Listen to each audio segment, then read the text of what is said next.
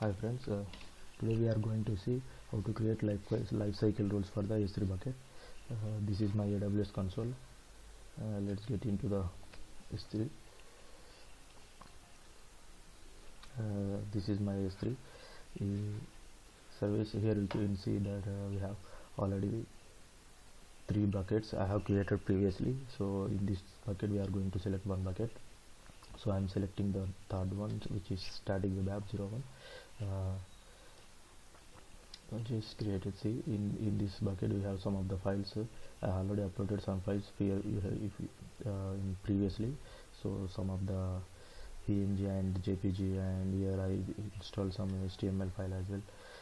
So I have some files inside my bucket. So let me go to the management tab. So here you have seen that create lifecycle policies. Just click on this create lifecycle policies. So here the lifecycle rule, you have to give some name for the lifecycle rule. I am giving that sample lifecycle role. Just I have given some name over here. Whatever name you want you can give.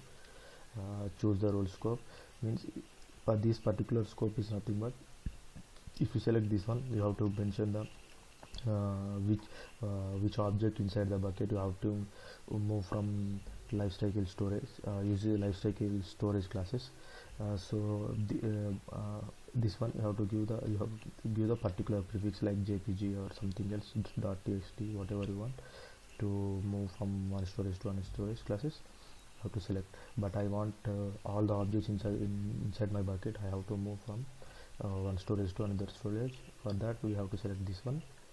So it will asking, it will showing something. So I know that one. I know.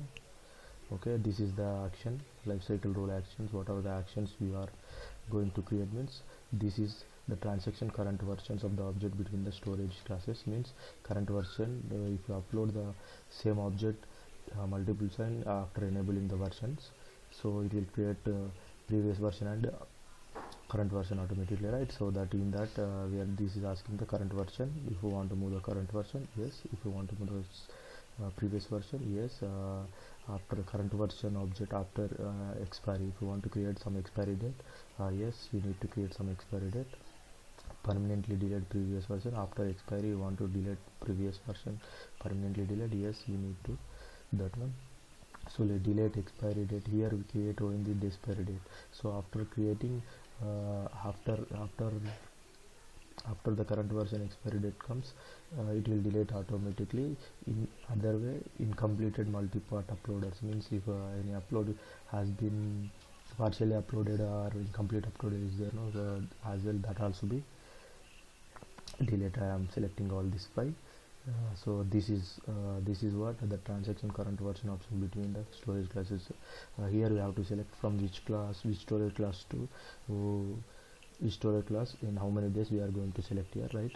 From by default it is a standard class. From standard class I want to move to the standard IA, so I am selecting standard IA as well. In how many days? Means in 30 days. I will tell you summary at the end what we are doing.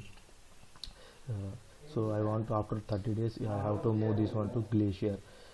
How many days? After 90 days. So I have aware that, so I am clicking the acknowledge. So this is a non-current versions, means previous version, you think like that. So as well same 30 days. Add another thing to Glacier. How many days? 90 days. Okay, I can acknowledge it one. Okay, so number of days. Here you can see the current version objects of number of days. How many days you want to be expire current versions, means I am giving that 1 year 365 days or 2 years 730 days. Okay, I am giving after 2 years you have to be expired, no problem. So permanently delete, how many days you have to be, you have to mention the number of days only. Here you can see, yeah, here as well. After the object create, first from the first day onwards. Okay, same as well 730 I am going to give here. So delete expiry, delete. After the expiry what should we do? We just delete the complete multi-parts and expiries. in how many days. Just after expiry 1 day, within 1 day or 10 days, how many days you want, you can go over there. So this is the timeline summary. See here, from the day 0 when you upload it, it will be the object set uploaded in the standard version, standard storage class. After 30 days, the object will be moved to the standard IV. After 90 days, the object moves to the glacier. Same here as well, previous version. If you want to add more than this, you can just go and add here after glacier deep.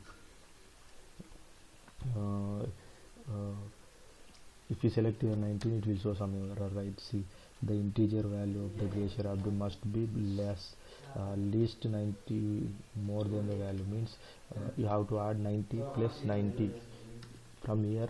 If it is 30, you have to wait 90 days more than glacier, so we have to give here 180. Okay, just see here. See, after object has been transferred to glacier, after 180 days, it is going to be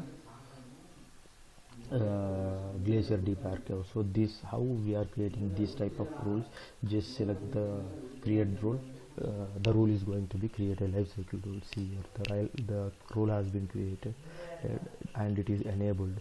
Where this rule has been created, a lot of people have doubt, right? So we have created this rule inside the bucket, which is static web app bucket.